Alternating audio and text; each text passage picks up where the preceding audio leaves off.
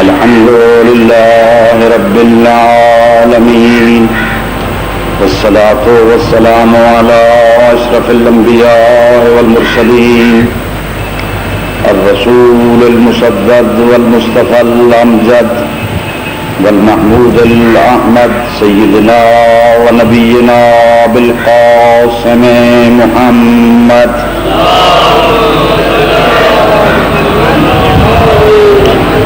وآله الطيبين الطاهرين المعصومين الغر الميامين واللعنة الدائمة على أعدائهم ملعونين رب اشرح لي صدري ويسر لي أمري واحلل عقدة من لساني يفقهوا قولي أما بعد فقد قال الجليل في محكم كتابه بسم الله الرحمن الرحيم ووصينا الإنسان بوالديه إحسانا حملته أمه ووضعته كرها وحمله وفصاله 30 شهرا حتى إذا بلغ أشده وبلغ 40 سنة قال رب أوزعني أن أشكر نعمتك التي أنعمت علي وعلى والدي وأن أعمل صالحا ترضاه وأصلح لي في ذريتي إني تبت إليك وإني من المسلمين صلوات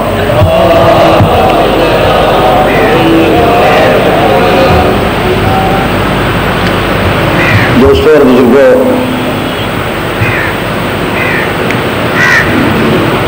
کل میں آپ کی خدمت میں عرض کر رہا تھا کہ خالق کائنات نے خود جس کا نام علی رکھا ہے، جس کا معنی بلند تر ہے، اسے پیغمبر اسلام کے علاوہ پوری کائنات سے ہر صفت کمال میں صرف بلند نہیں بلکہ بلند تر ہونا چاہیے۔ اس کی کچھ مثالیں میں نے آپ کی خدمت میں عرض کی تھی۔ کچھ صفات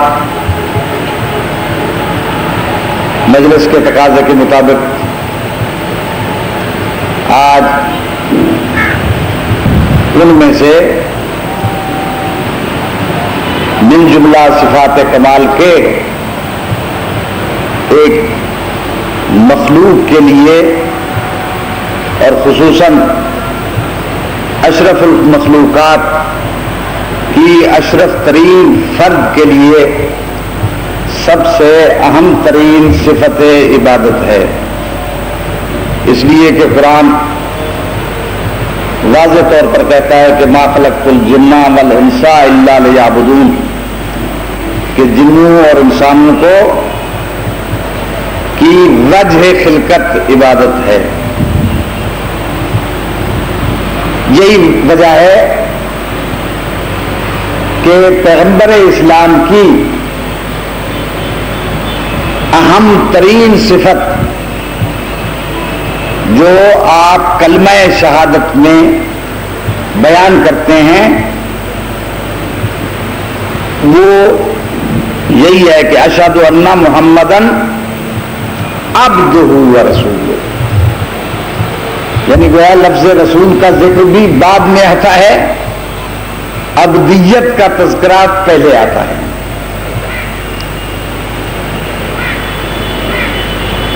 تو اس عبدیت کو جس طریقے سے آپ کے آقا و مولا نے نبھایا ہے اور خود بارگاہ عزدی میں بھی ایک مناجات میں امیر المومنین عرض کرتے ہیں کہ پالنے والے وجدت کا ربن کما ارتضی فاجعلنی عبدا کما ترتضی،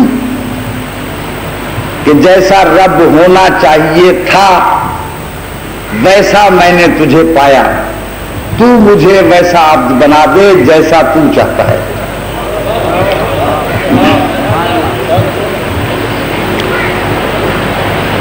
یاد رکھیے کہ کوئی جب کسی کے سامنے جھکتا ہے، کسی کا احترام کرتا ہے، کسی کی تعظیم کرتا ہے، تو اس کے تین میں سے کوئی ایک سبب ہوتا ہے۔ یا تو کسی کا احترام، کسی کی تعظیم انسان خوف کی بنا پر کرتا ہے، اس سے ڈر ہے۔ ایک شہر کا سردار ہے، اچھا ہو یا برا، لوگ اس کا احترام اس ڈر کے مارے کرتے ہیں۔ کوئی افسر ہے، اس کی تعظیم لوگ اس کے خوف کی بنا پر کرتے ہیں کہ اگر احترام نہیں کریں گے تو ہو سکتا ہے کہیں پھنسا دے۔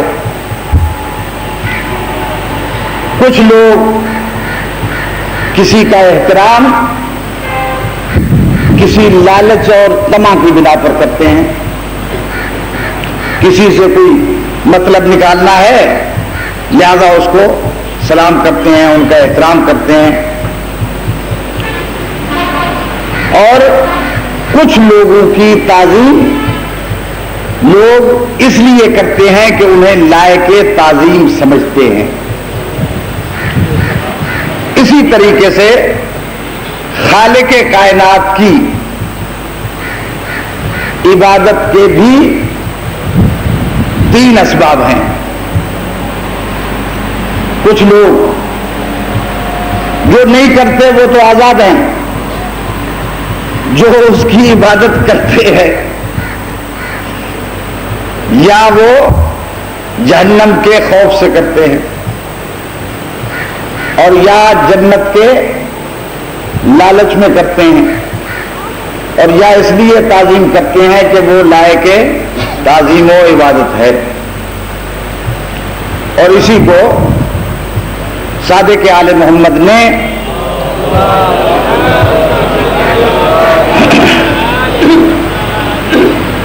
ایک حدیث میں یہی تین قسمیں بیان کی ہیں عبادت کی۔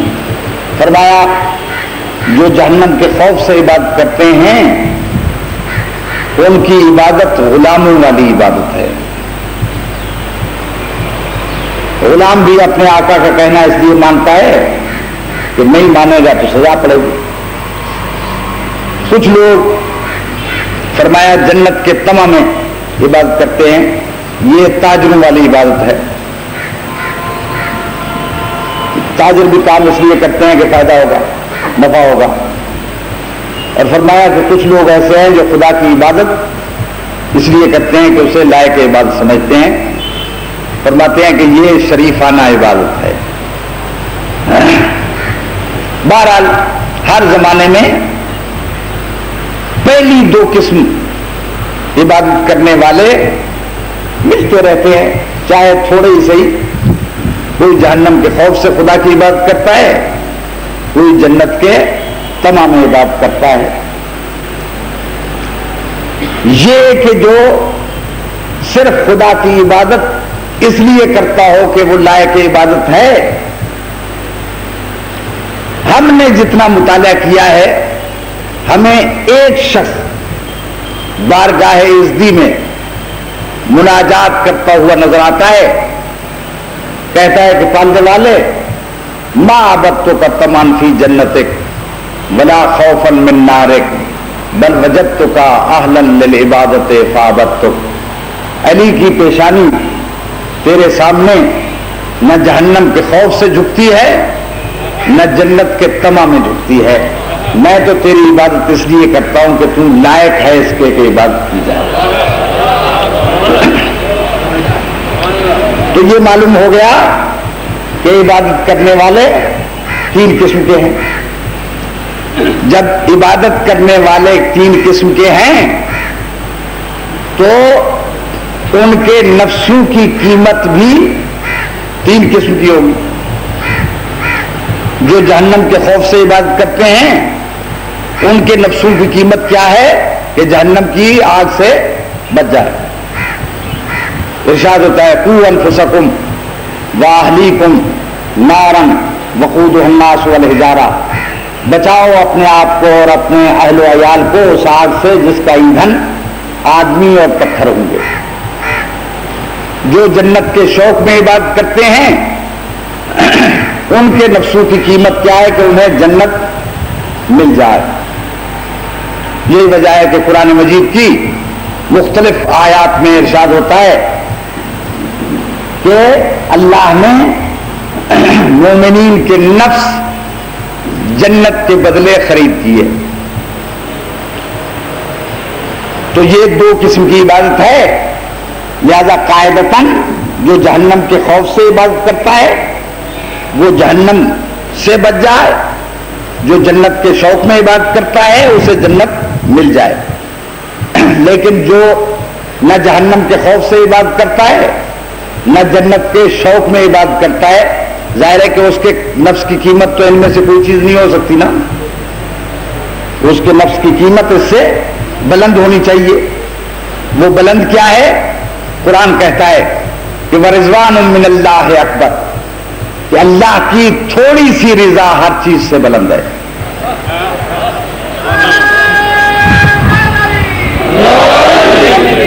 یہی وجہ ہے کہ جب اس کا نفس بکنے لگا کہ جو نہ جہنم کے خوف سے عبادت کرتا تھا نہ جنت کے شوق میں عبادت کرتا تھا، تو اس کے نفس کی قیمت خالق کائنات نے خود معین فرمائی اور ارشاد ہوا کہ وہ من الناس من یشری نفسہ ابتغاء مرضات اللہ، لوگوں میں سے ایک ایسا ہے جو اپنا نفس رضا الہی میں بیچتا ہے. رضا الہی حاصل کرنے کے لیے وہ اپنے نفس کی کو بیچتا ہے. تو دوستو، جب عبادتیں 3 قسم کی، عبادت کرنے والوں کے نفسوں کی قیمت 3 قسم کی، تو پھر عبادتوں کا وزن بھی 3 قسم کا ہونا چاہیے. لہذا مجھے کہنے دیجئے کہ اگر جو لوگ جہنم کے خوف سے عبادت کرتے ہیں یا جو لوگ جنت کے شوق میں عبادت کرتے ہیں، ان کی عبادت کتنی ہی بلند کیوں نہ ہو، ان کی عبادت کا مقابلہ اس کی عبادت کے ساتھ نہیں ہو سکتا جو صرف رضا الہی کے لیے عبادت کرتا ہے. ان کی بلند سے بلند ترین عبادتیں اور اس کی معمولی سے معمولی عبادت ہم وزن نہیں ہو سکتی. اور یہی وجہ ہے کہ جب اس شخص کی جو خدا کی رضا کے لیے اسے لائق عبادت سمجھ کر اس کی عبادت کرتا تھا، جب اس کی عبادت میں سے ایک ضرب تلنے لگی تو اللہ کے علاوہ کائنات میں جو سب سے بڑا عالم تھا یعنی پیغمبر اسلام، اس نے اس کا وزن بتایا. خندق کے میدان میں ارشاد فرمایا کہ ضربت علی یوم الخندق افضل من عبادت الثقلین، کہ علی کی ایک ضرب جن و انس کی عبادت سے بلند ہے. یہ نہیں کہا کہ برابر ہے، توجہ، پیغمبر یہ نہیں کہتے کہ برابر ہے، بلکہ یا خیر کے لفظ ہیں یا افضل کے لفظ ہیں. خیر کا معنی بھی افضل ہے اور افضل کا معنی بھی افضل ہے. پیغمبر فرماتے ہیں کہ اس کی عبادت ایک ضرب جن و انس سے کی عبادتوں سے افضل ہے. یہ بھی نہیں بتایا کہ کتنی افضل ہے. خدا بھلا کرے امام فخر الدین رازی کا، اس نے سورہ انا انزلنا کی جہاں تفسیر بیان کی ہے تو اس میں کہتا ہے کہ خدا یہ کہہ رہا ہے کہ لیلۃ القدر خیر من الف شہر، کہ ایک شب قدر 1000 ماہ سے بہتر ہے۔ آگے وہ لکھتا ہے کہ یہ نہیں بتایا خدا نے کہ کتنی بہتر ہے۔ پھر آگے کہتا ہے کہ جس طرح خندق کے میدان میں پیغمبر نے یہ کہا تھا کہ علی کی ایک ضرب بہتر ہے، ایک ضرب میں نے عرض کیا تھا کہ ضرب پر کتنا وقت صرف ہوتا ہے، تلوار اٹھی اور گری، زیادہ سے زیادہ 1 منٹ لگتا ہے۔ آپ ان منٹوں کے گھنٹے بنائیے، گھنٹوں کے دن بنائیے، دنوں کے ہفتے بنائیے، ہفتوں کے مہینے بنائیے، مہینوں کے سال بنائیے۔ تو جس شخص کی 1 منٹ کی عبادت جن و انس کی عبادت سے بلند ہو تو اس کی 63 سالہ عبادت کتنی بلند ہوگی۔ اور غالباً یہی وجہ ہے کہ پیغمبر اسلام نے ارشاد فرمایا کہ اگر تمام درخت، تمام سمندر سیاہیاں بن جائیں، تمام درخت کلمے بن جائیں، جن لکھنے والے ہوں، ملائکہ حساب کرنے والے ہوں، تو فرماتے ہیں کہ لا تحصى فضائلک یا علی، اے علی تیرے فضائل کا احصاء نہیں ہو سکتا۔ یہ مشہور حدیث ہے پیغمبر کی۔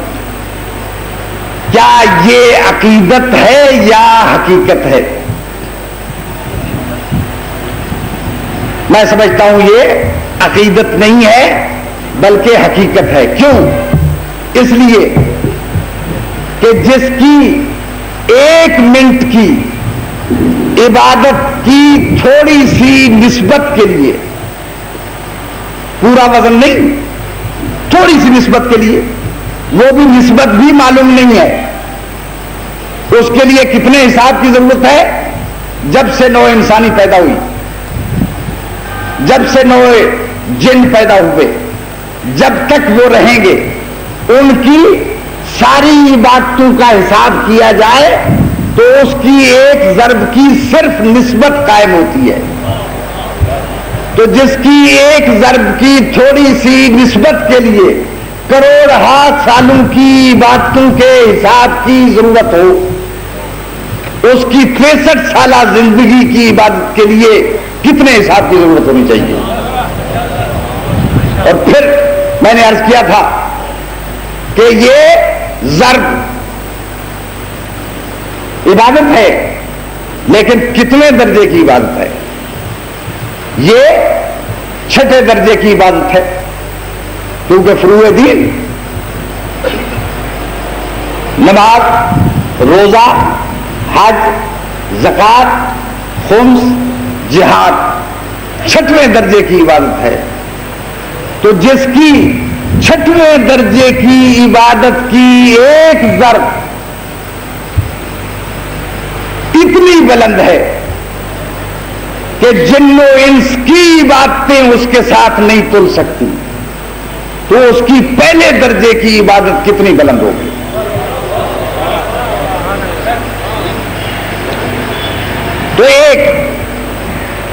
تو اس کی عبادت کا امتیاز یہ ہے کہ ہم کیا بڑے بڑے مقدس، ہم تو ہیں کسی شمار قطار میں نہیں، بڑے بڑے اولیاء، انبیاء، مرسلین، ان کے حالات زندگی پڑھیں یا جہنم سے کے خوف سے عبادت کرتے ہوئے نظر آتے ہیں یا جنت کے شوق میں؟ تو علی کا امتیاز یہ ہے کہ وہ نہ جہنم کے خوف سے عبادت کرتا ہے نہ جنت کے شوق میں کرتا ہے۔ ایک اور فرق میں عرض کروں، یاد رکھیے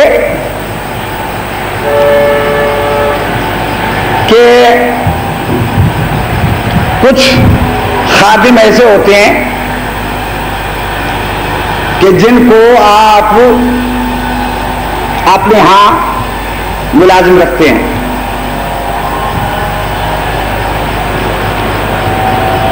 ان میں سے اچھا ملازم وہ ہے کہ جس کو آپ جو حکم دیں اس حکم کے مطابق وہ کام کرے.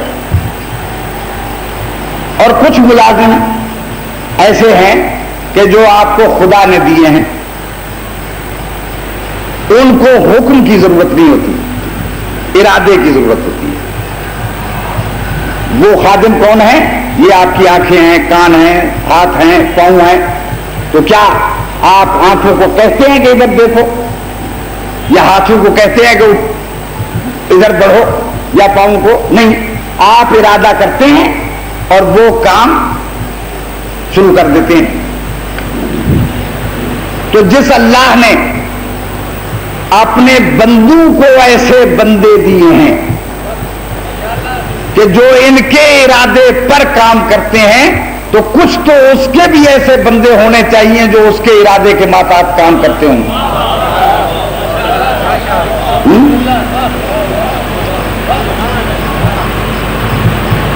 لیکن یاد رکھیے، یہ خادم یقیناً ہمارے ارادے کے ماتحت کام کرتے ہیں، لیکن اس وقت تک جب تک ان کی عادت ہے. ہم بہت سے کام عادت کے ماتحت کرتے ہیں، بلکہ اکثر کام ہمارے عادت کے ماتحت ہے. عادت ہو جاتی ہے، خدا کرے اچھی عادت ہو.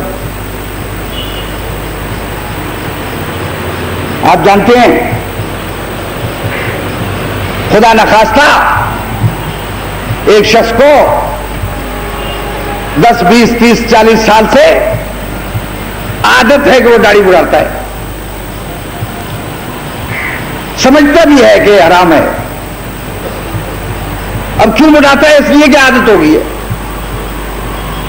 پیغمبر اسلام کا ارشاد ہے کہ جب آپ سنیں کہ پہاڑ اپنی جگہ چھوڑ چکا ہے تو مان لینا، اور اگر یہ سنیں کہ کسی نے اپنی عادت بدل لی ہے تو یہ کافی مشکل کام ہے. مثلاً عموماً عادت ہے لوگوں کو گانے سننے کی.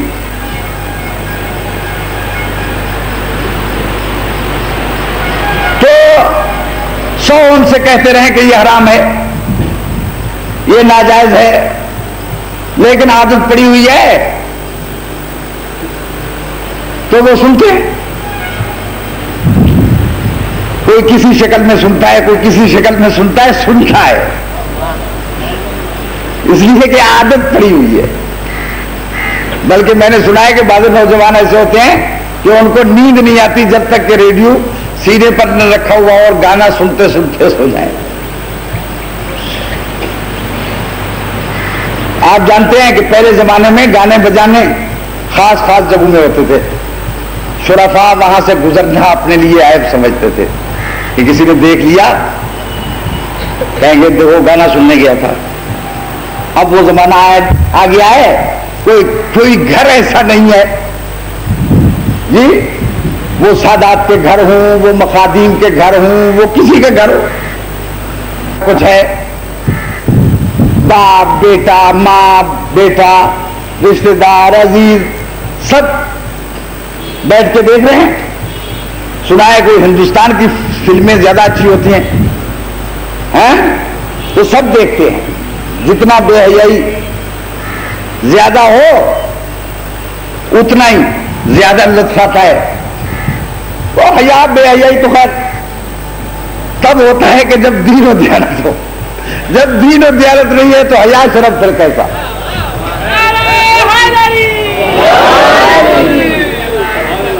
تو بہرحال تو اب معاملہ یہ ہو گیا ہے کہ ہر گھر گانے بجانے کا مرکز ہے. وہ سادات کا ہو، وہ بزرگوں کا ہو، وہ مخادیم کا ہو، وہ کسی کا ہو، جس کے پاس اللہ کا فضل زیادہ ہے اتنا ہی. تو اب عادت پڑ گئی ہے چیخ سے چلاتے رہو. یہ ویسے میں دوسرے لوگوں کی بات کر رہا ہوں, آپ لوگوں کی نہیں ہے. آپ تو آخر علی کے ماننے والے ہیں. شیعہ علی, شیعہ کا معنی کیا ہے؟ آپ کہتے ہیں نا تشییع جنازہ, تشییع بھی اسی سے نکلا ہوا ہے. تشییع کا معنی کیا ہوتا ہے؟ جنازے کے پیچھے چلنا. شیعہ علی, علی کے پیچھے پیچھے چلنے والا. ظاہر ہے کہ علی کے پیچھے چلنے والا تو وہ تو یہ کام نہیں کرتا نا. آپ مثلاً, لہذا آپ کی اب مثال دینا چاہتا ہوں. آپ کے مولا ہر رات 1000 رکعت نماز پڑھتے تھے. وہ اور ان کی اولاد یہ کہتی ہے کہ شیعہ کی علامت یہ ہے کہ وہ 51 رکعت نماز روزانہ پڑھتا ہو. تو اگر خدا نے آپ کو توفیق دی ہے, نماز تہجد کے آپ عادی ہیں, ہونا چاہیے, علی کے ماننے والے ہیں. تو جب رات کے 3 بجیں گے تو آپ کی آنکھیں کھل جائیں گی, آپ نہیں سو سکیں گے. سونا چاہیں بھی تو نہیں سو سکتے. کیوں؟ اس لیے کہ عادت کے خلاف ہے. تو میں عرض یہ کر رہا تھا کہ اچھے یا برے جو کام ہم کرتے ہیں عموماً عادت کے ماتحت ہیں. نہ کریں تو پریشان رہتے ہیں. لہذا اسی لیے فرمایا گیا کہ کوئی شخص نماز پڑھتا ہے, روزے رکھتا ہے, صرف یہی نماز پڑھنا, روزے رکھنا, یہ جو عام اچھے کام ہیں, اسی سے نہ سمجھ لو کہ یہ اچھا ہے. بلکہ فرمایا کہ اس کے ساتھ ساتھ یہ بھی ہوں, اس کے ساتھ ساتھ 2 چیزوں سے آزماؤ. اگر وہ ساتھ ہیں تو اس کا معنی یہ ہے کہ یہ آدمی اچھا ہے. فرمایا بصدق الحدیث وعدہ الامانہ. ایک تو یہ کہ بات کرتے ہوئے جھوٹ تو نہیں بولتا, اور دوسرا یہ ہے کہ کسی کی امانت میں خیانت تو نہیں کرتا. اگر نماز, روزہ, حج, زکات یہ سب ہیں اور اس کے ساتھ جھوٹ بھی نہیں بولتا اور امانت میں خیانت بھی نہیں کرتا تو وہ اچھا آدمی ہے. یہی وجہ ہے کہ پیغمبر اسلام کی اہم ترین صفات جو دشمنوں کے درمیان مسلم تھی وہ یہی 2 تھی, ایک صادق اور دوسرا امین. لہذا مومن وہ ہے کہ علاوہ دوسرے اچھے کاموں کے سچ بولتا ہو اور کسی کی امانت میں خیانت نہ کرتا ہو. اب اس امانت کا معنی صرف یہ نہیں ہے کہ کسی نے 4 پیسے ہمارے پاس رکھے تو ہم نے 4 دن کے بعد واپس کر دیے. مالداروں کے پاس مال اللہ کی امانت ہے, اس کو اللہ کی مرضی کے مطابق خرچ کرنا یہ امانت داری ہے, اور اس طرح صرف نہ کرنا یہ خیانت ہے. لہذا دیکھیں ہم اپنے اعمال و کردار کو کہ خدا نے جو نعمتیں ہمیں بطور امانت دی ہیں ان میں ہم خیانت تو نہیں کرتے. اگر نہیں کرتے تو پھر ہم امین ہیں. تو بہرحال میرے محترم دوستو, آپ پریشان نہ ہو, سلوات پڑھیں ایک مرتبہ.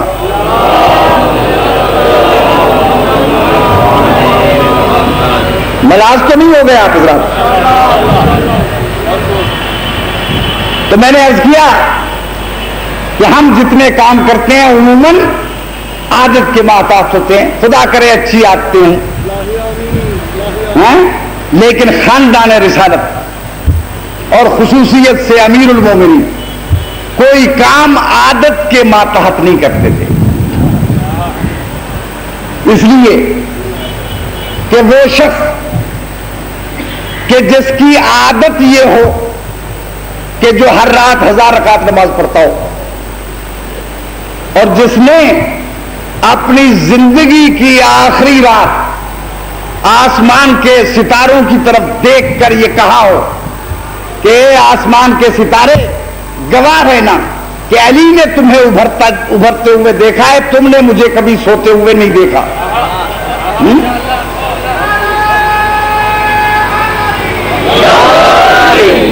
اگر ایسے شخص کو کبھی کہہ دیا جائے کہ سو جاؤ،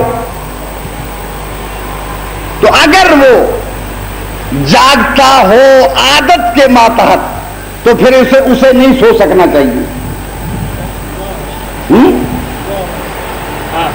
جب اس کی عادت یہ ہے کہ ہر رات وہ جاگتا ہے، ایک رات اس سے کہہ دیا جائے کہ سو جاؤ تو اس کو نہیں سو سکنا چاہیے. اور پھر کہا بھی کہاں جائے، پھولوں کی سیج پر نہیں، کانٹوں کے بستر پر، جہاں تلواریں کھچی ہوئی ہوں، نیزے تنے ہوئے ہوں، جہاں سونے والے بھی نہ سو سکتے ہوں.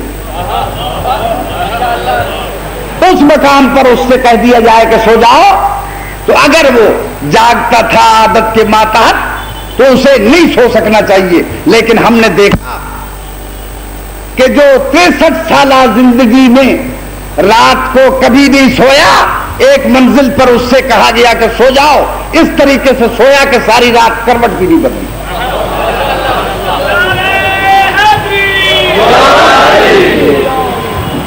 کیوں؟ اس لیے کہ اس کا کوئی کام عادت کے باتات نہیں ہے. یہ تو یہ دیکھتا ہے کہ وہ کیا چاہتا ہے، اس کی چاہ کیا ہے. اور یہی وجہ ہے میرے دوستوں کہ علی کی زندگی کو آپ 4 حصوں میں تقسیم کر سکتے ہیں.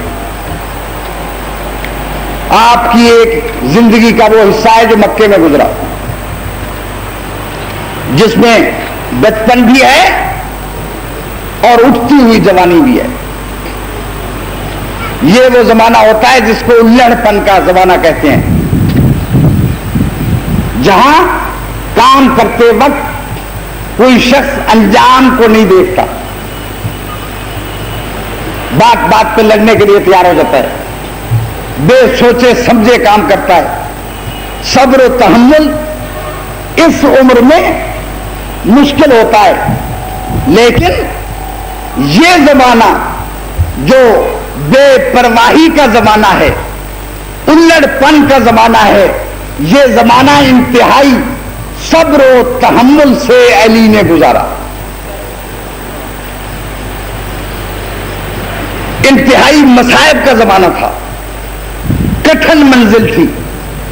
اس لیے کہ علی کہتے ہیں کہ میں پیغمبر اسلام کے ساتھ اس طریقے سے رہتا تھا جیسے کہ اونٹنی کا بچہ اونٹنی کے ساتھ ساتھ رہتا ہے.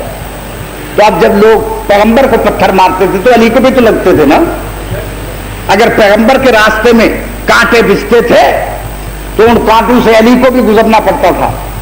جتنے مصائب پیغمبر پر آئے، جن کے متعلق حضور خود فرماتے ہیں کہ ما اوذی نبی قط کما اوذی، کہ اس طریقے سے کسی نبی کو اذیت نہیں دی گئی جیسے مجھے دی گئی. تو ان اذیتوں میں، تکلیفوں میں علی برابر کا شریک ہے. بلکہ عالم یہ ہے کہ شیب ابی طالب نے جو 3 سال گزارے، جناب ابو طالب کا طریقہ یہ تھا کہ پیغمبر اسلام کو ایک بستر پر سلاتے تھے، کچھ حصہ رات کا جب گزر جاتا تھا تو وہاں سے اٹھا کے اس بستر پر علی کو لٹاتے تھے، تاکہ اگر کافروں نے پیغمبر کو یہاں سوئے ہوئے دیکھا ہے اور وہ ان کو شہید کرنے کے ارادے سے آئیں، شاید میری آنکھ لگ جائے تو میرا بیٹا ذبح ہو جائے لیکن محمد کی جان بچ جائے.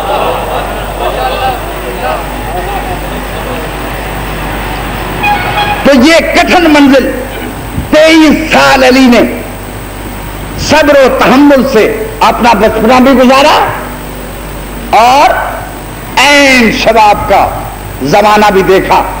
نہ ہم نے علی کے ہاتھ میں کبھی تلوار دیکھی، نہ کبھی ان کے ہاتھ میں نیزہ دیکھا، نہ کسی سے لڑتے ہوئے دیکھا. سب سے پہلا میدان جنگ جس میں ہم نے علی کو میدان جنگ میں تلوار چلاتے ہوئے دیکھا وہ جنگ بدر تھا.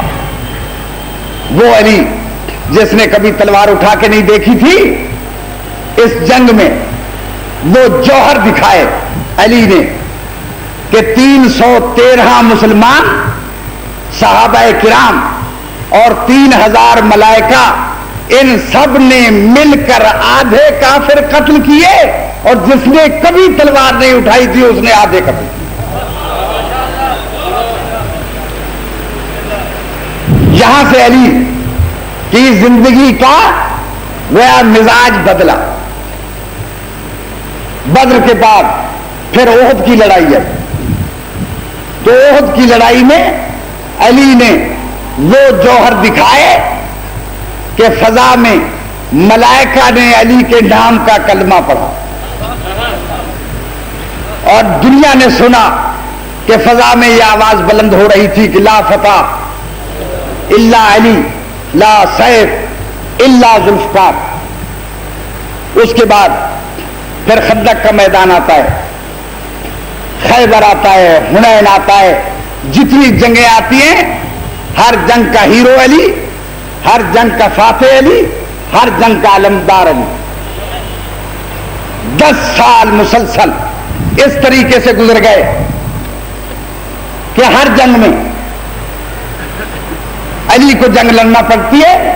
بڑے بڑے شجاع اور بہادروں کو فنار و سکر کیا علی نے. اب تو عادت ہو گئی ہے نا تلوار چلانے کی.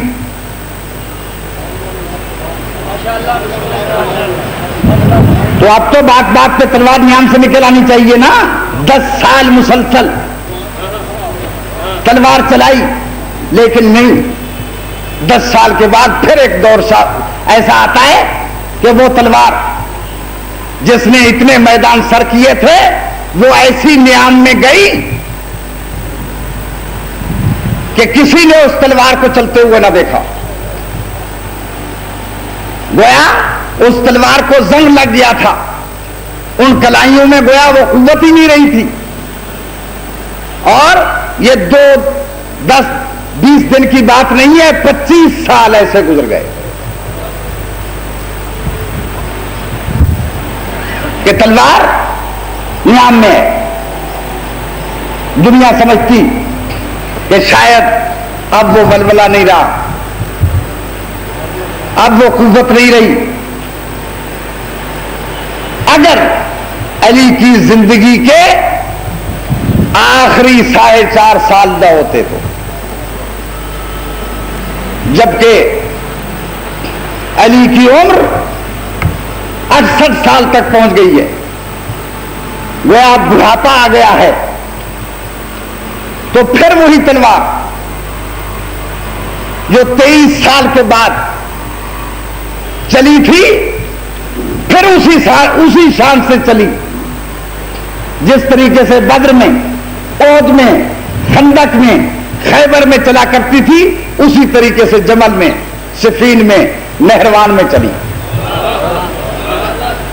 آخر یہ اختلاف کیوں؟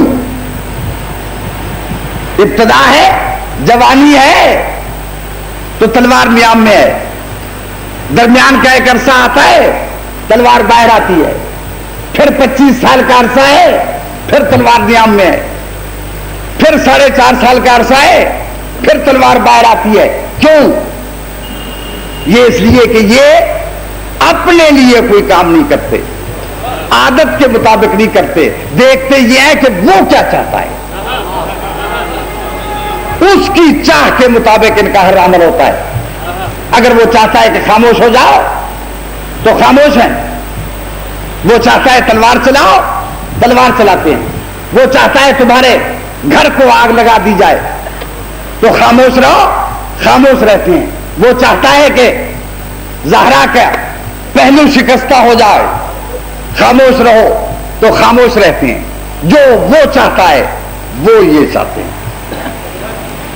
اصل کمال بندگی یہ ہے کہ اپنی چاہ کچھ نہ ہو, جو کچھ ہو اس کی چاہ, جسے وہ پسند کرتا ہے. دوستو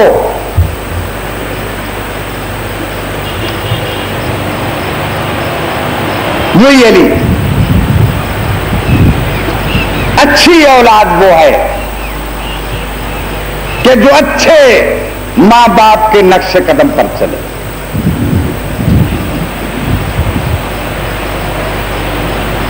اور بچپن سے یہی عالم تھا. گھر کا ایک ماحول ہوتا ہے نا، جیسا گھر ہو ویسا ہی ماحول ہوتا ہے. بچے بیمار ہوئے، رسول تشریف لے آئے، کہا یا علی نظر مانو، بچے اچھے ہو جائیں گے، روزہ رکھیں گے. نظر علی نے مانی تھی، روزے صرف علی نے نہیں رکھے، سیدہ نے بھی رکھے، حسنین نے بھی رکھے، فضہ نے بھی رکھے.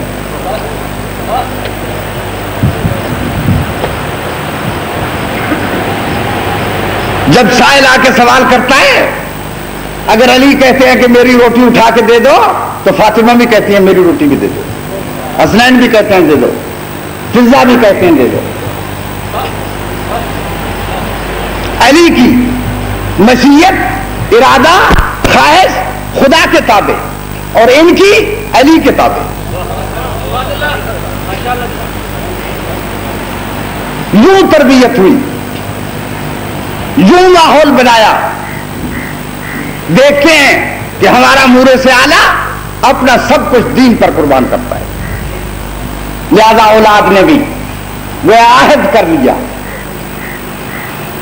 کہ دین پر جب وقت آئے ہم رہیں یا نہ رہیں، دین رہے. دوستو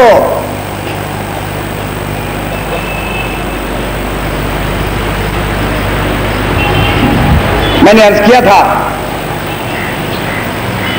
مشہور یہ ہے کہ مدینے سے جب قافلہ چلا تھا تو 63 یا 53 محمل تھے جن پہ بیویاں اور بچے سوار تھے. کربلا کے میدان میں پہنچے تو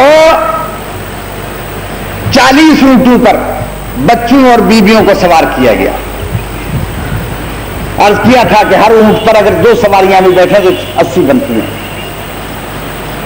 کربلا سے کوفہ، کوفہ سے شام پہنچتے پہنچتے سید سجاد کہتے ہیں کہ ہم 17 افراد رہ گئے تھے جو ایک رسی میں بندھے ہوئے یزید کے دربار میں داخل ہو رہے تھے. تو عموماً کہنے کو تو یہی کہا جاتا ہے کہ 72 مارے گئے، لیکن نہیں، اس سے پہلے بھی اور اس کے بعد بھی کئی اور شہید کربلا ہیں. دل چاہتا ہے کہ ان میں سے پہلے شہید کا ذکر کرو.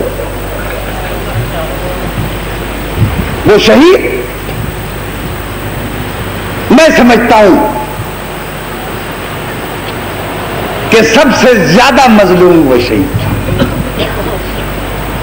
وہ وہی ہے کہ جس کی 18,000 اہل کوفہ نے بیعت کی تھی، لیکن جب آخری رات آئی تو مسجد کوفہ میں 30 آدمی باقی رہ گئے تھے. نماز شروع کی، جب عشاء کی نماز ختم ہوئی تو 10 آدمی باقی رہ گئے. جب نماز سے فارغ ہو کر مسجد کے دروازے سے نکلنے لگے تو کوئی بھی نہیں.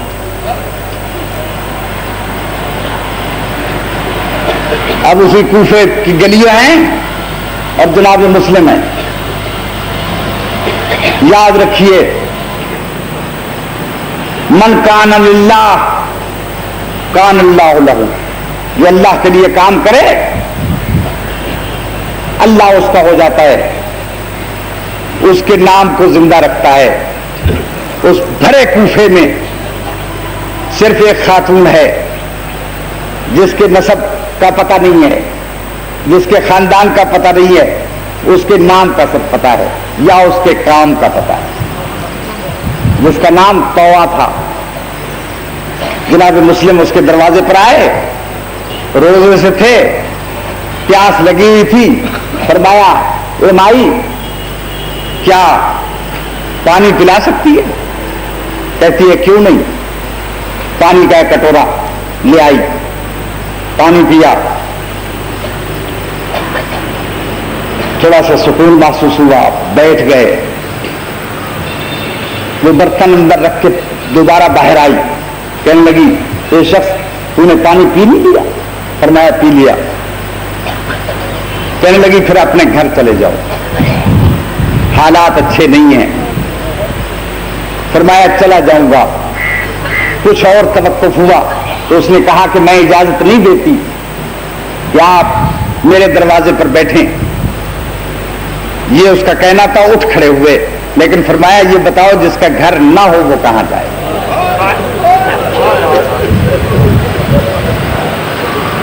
عرض کیا آپ کون ہیں؟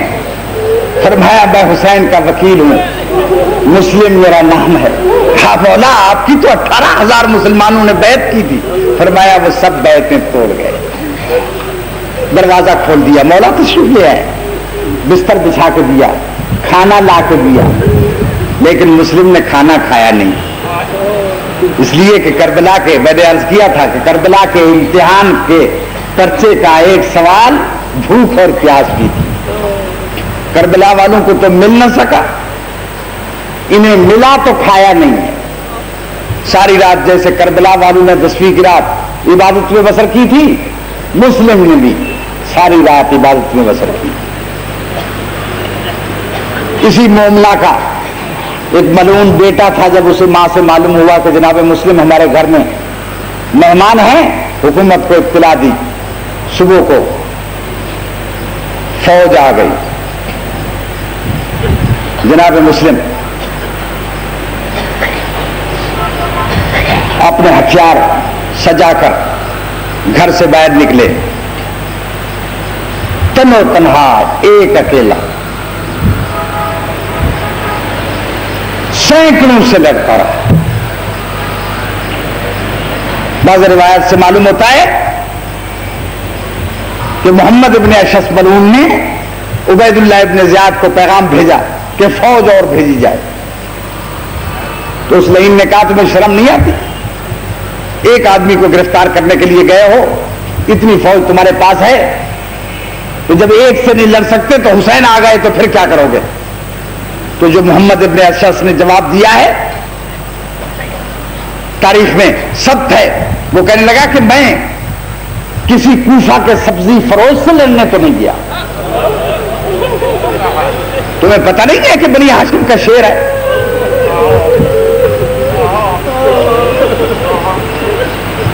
آخر بعض روایت سے معلوم ہوتا ہے کہ ان ملائن نے دیکھا کہ اس طرح جناب مسلم کو ہم گرفتار نہیں کر سکتے, راستے میں ایک گڑھا کھود دیا گیا اور فوج نے آگے آپ کے آگے آگے بھاگنا شروع کیا. پیچھے سے حملہ کیا, گڑھے میں گر گئے. ہر طرف سے ظالموں نے گھیر لیا. کوئی تلوار مارتا تھا, کوئی پتھر مارتا تھا, کوئی نیزہ مارتا تھا. آخر جناب مسلم کو گرفتار کر لیا گیا. گرفتار کر کے عبید اللہ ابن زیاد کے دارالحکومت کے قریب لے گئے. دروازے کے باہر بٹھا دیا گیا. دیوار کی ٹیک لگا کے جناب مسلم زخمی حالت میں بیٹھے ہوئے ہیں. پانی کی ایک سرائی دیکھی, فرمایا پانی دو. ایک لعین نے جسارت کی, لیکن عمرو بن حریث نے اپنے غلام کو حکم دیا کہ پانی لے آؤ. وہ ایک پانی کی سرائی لے آیا, پیالے میں پانی ڈالا. مسلم چاہتے تھے کہ پیئیں, لیکن پیالہ خون سے تر ہو گیا. وہ پانی پھینک دیا. دوسرا پیالہ بھر کے دیا, پھر پینے کی کوشش کی, پھر یہی کیفیت ہوئی. تیسری مرتبہ جب پینے لگے تو جناب مسلم کے آگے کے دانت اس پیالے میں گر گئے. فرمایا معلوم ہوتا ہے کہ دنیا کا رزق ختم ہو چکا ہے. میں عرض کروں گا کہ مسلم آخر آپ کربلا کے شہید ہیں. کربلا کے شہیدوں کی کہ امتحان میں ایک پیاس بھی ہے. کربلا والوں کو پانی مل نہ سکا, مسلم کو ملا تو پی نہ سکے. لے گئے دربار میں. ایک لعین کہنے لگا کہ مسلم آپ نے امیر کو سلام کیوں نہیں کیا؟ فرمایا لیس لی امیر سوى الحسین, میرا امیر بس حسین ہے. حکم ملا کہ دارالعمارت کی چھت پر لے جا کر سر قلم کر کے سر بمائے جسم کے زمین پہ پھینکا جائے. ہزاروں آپ ذاکرین سے سنتے رہتے ہیں کہ جناب عباس گھوڑے کی زین سے گرے تھے. بڑا مشکل تھا، لیکن گھوڑے کی زین سے گرنا اور ہے دارالعمارہ کی چھت سے. ادھر یہ عالم ہے، ادھر مسلم امام مظلوم حج کو عمرے میں بدل کے شام کے وقت ایک منزل پر پہنچے. دو شخص آپ کی خدمت میں حاضر ہوئے، کہنے لگے مولا ایک خبر ہم لے کر آئے ہیں، بڑی دردناک خبر ہے، تنہائی میں سنیں گے یا اپنے اصحاب کے سامنے سنیں گے؟ امام مظلوم نے اپنے ساتھیوں کی طرف دیکھا، فرمایا حسین کا کوئی راز ان سے مخفی نہیں ہے. کہنے لگے مولا کل ایک اونٹنی سوار کوفے کی طرف سے آ رہا تھا. فرمایا ہاں میں نے بھی دیکھا تھا، میں بھی اسے ملنا چاہتا تھا. کہنے لگے ہم اس کے پاس گئے، وہ ہمارے خاندان سے تعلق رکھتا ہے. اس سے ہم نے کوفہ کی خبر پوچھی تو کہنے لگا جب میں کوفہ سے خارج ہوا ہوں تو جناب مسلم اور جناب ہانی کے پاؤں میں رسی ڈال کے ان کی لاش کو کوفے کے بازاروں میں پھینکایا جا رہا ہے. عزیزارو مظلوم حسین کی آنکھوں میں آنسو آ گئے. کچھ دیر تک حسین روتے رہے، پھر خیمے میں تشریف لے گئے. جناب مسلم کی ایک بیٹی تھی، اس کو بلایا، زانوں پہ بٹھایا، اس کے سر پر شفقت کا ہاتھ پھیرا تو بچی نے ایک سوال کیا، ماموں آپ آج میرے سر پر اس طریقے سے ہاتھ پھیر رہے ہیں جیسے یتیموں کے سروں پر ہاتھ پھیرا جاتا ہے. فرمایا بیٹی آج کے بعد حسین کو اپنا باپ سمجھنا. عزیزارو میں کہوں گا کہ مسلم کی بیٹی بڑی خوش قسمت تھی کہ جب آپ کے باپ مارے گئے آپ یتیم ہوئی تو حسین جیسا شفیق اور مہربان امام تمہارے سر پر شفقت کا ہاتھ پھیرنے والا تھا. یقیناً اس کیفیت کو سکینہ بھی دیکھ رہی ہوں، لیکن ہائے افسوس کربلا کے میدان میں کوئی نہیں تھا جو سکینہ کے سر پر شفقت کا ہاتھ پھیرتا.